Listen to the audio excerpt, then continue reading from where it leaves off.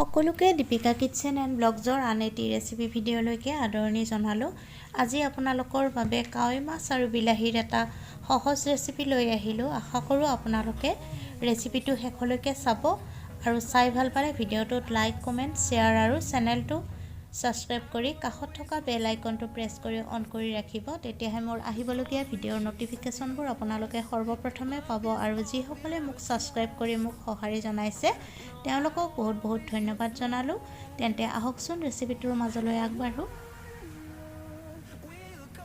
কাৱৈ মাছ আৰু বিলাহীৰ ৰেচিপিৰ বাবে কাৱৈ মাছ ল'ব লাগিব। কাৱৈ মাছকেইটা ভালকৈ ধুই পখালি ল'ব। বিলাহীকেইটা মিহিকৈ কাটি ল'ব। কেঁচা মটৰ আৰু কেঁচা জলকীয়া ল'ব লাগিব। কেৰাহী গৰম হ'বলৈ দি তাত সৰিয়হৰ তেল দি দিব আৰু তেলখিনি ভালকৈ গৰম হ'লে নিমখ হালধি সানি লোৱা মাছকেইটা ইলুটি শিলুটি কৰি ভাজি ল'ব লাগিব।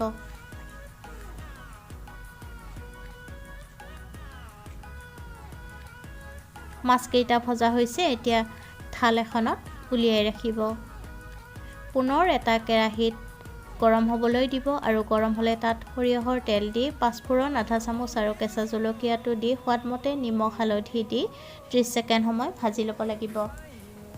এতিয়া কেঁচা মটৰ আধা কাপ দি দিব লাগিব আৰু মটৰকেইটা দিয়াৰ পিছতো লৰাই 1 মিনিটমান সময় ভাজিব লাগিব।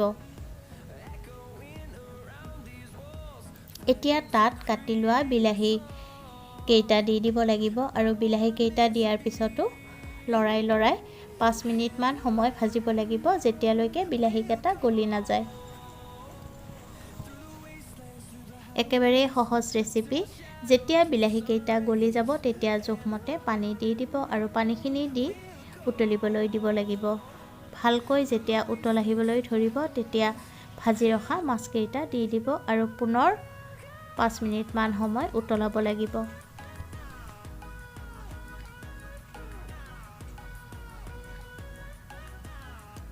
ভালকৈ উতলি জলখন যেতিয়া ঘন হৈ আহিব তেতিয়া ধনিয়া পাত মিহিকৈ কাটি দি দিব আৰু গেছৰ জুই নুমুৱাই দিব।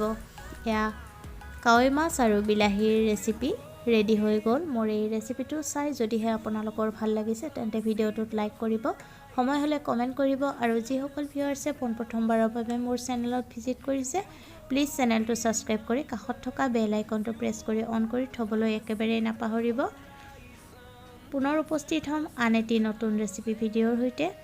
আজিলৈকে আহিলোঁ। ভিডিঅ'টো শেষলৈকে চোৱাৰ বাবে আপোনালোকক বহুত বহুত ধন্যবাদ জনালোঁ।